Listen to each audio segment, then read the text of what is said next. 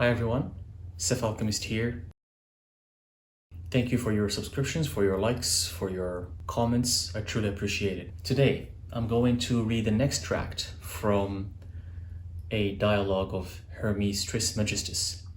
This is one from his extract of the dialogue of Asclepius. Asclepius is the title of the dialogue, Asclepius. You can find it. It has a text of Hermes Trismegistus speaking and giving knowledge and wisdom. Let's read it. So it goes like this, quote unquote. This is Hermes Trismegistus talking to Asclepius. If you are mindful, Asclepius, these things will seem true to you, but they will seem incredible if you're not mindful. To understand is to have faith, and to not to have faith is not to understand.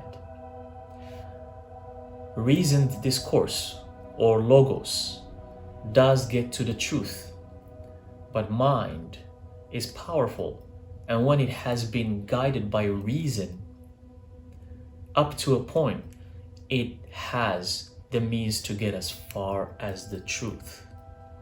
Hermes Trismegistus. So here, Hermes Trismegistus, this entity or this deity, is saying that in the beginning it says, if you're mindful, these things will seem true to you, but they will seem incredible if you're not mindful. Meaning, what are these things? We're talking here about that, the magic, the knowledge, the wisdom, the world of the unseen. Basically what most people don't know. Hermes Trismegistus is saying, if you're mindful, these things are going to be truth. They're going to be reality. They're going to seem true to you. And he said, but if you're not mindful, then they will seem incredible. Incredible as in things of science fiction, as in things that don't exist, as in things that are fantastical. And this, we can see this in our day and age, where the world of the unknown and the occult and magic seem too far out there for people, for normal people, for humans. It seems like it's something that doesn't exist. It's just movies, it's science fiction. So, but he's saying here that if you're mindful, if you're aware, if you're conscious, if your senses are beyond the five senses, if you can sense and feel and see with your third eye the world of the unseen, if you can do so, then these things are going to be truths. They're not going to be just incredible or fantastic things. And he goes on saying that to understand is to have faith, and to not have faith is to not understand. Because you can have faith only if you understand. If you understand the origin and the reason of why certain things are there. And here this goes against how science has become. Science has become very logical. It has become very physical. Science is based on physics. And even the word physics itself, the word physics, which is funny, it's basically the science that study anything that's physical. That's why it's called physics. So science, which is physics, has nothing to do with the unseen, has nothing to do with spiritual knowledge. And spiritual knowledge is the other half. It's the 50% that's missing. It's the 50% that's lacking. And what most people don't understand is that without this spiritual wisdom, this physics, this science cannot advance to a point where it understands creation.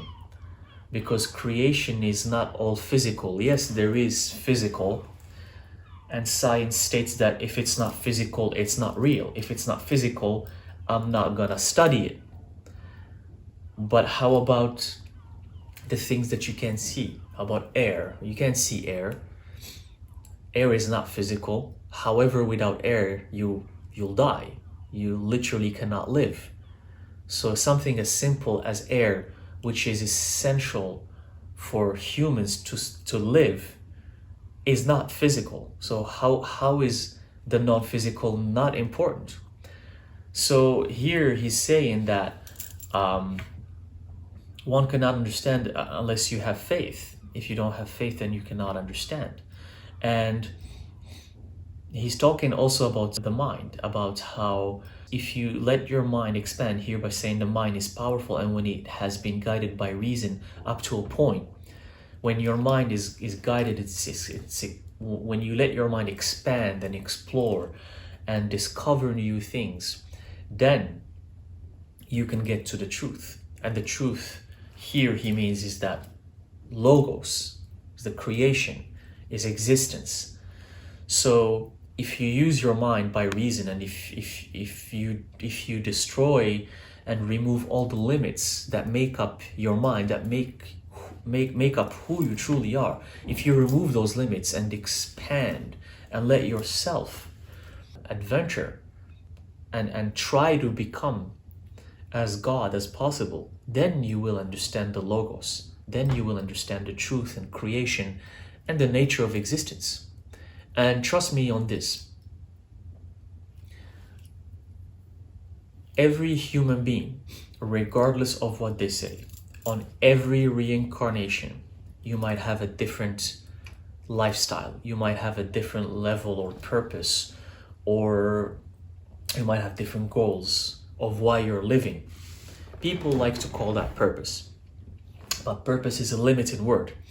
But in every reincarnation, trust me that when, for example, your goal or your dream is to be successful, is to have a lot of money, is to have a family, is to have the partner of your dreams, is to have kids, is to be number one athletic person or a champion, or to anything, any endeavor that you do in life.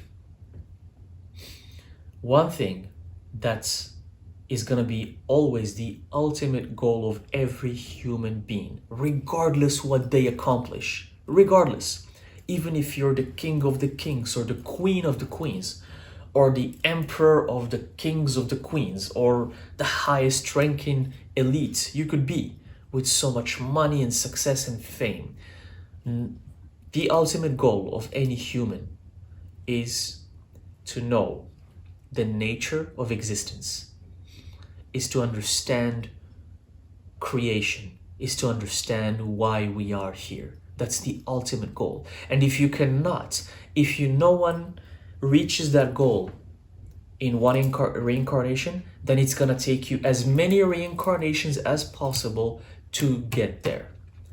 So don't get it twisted.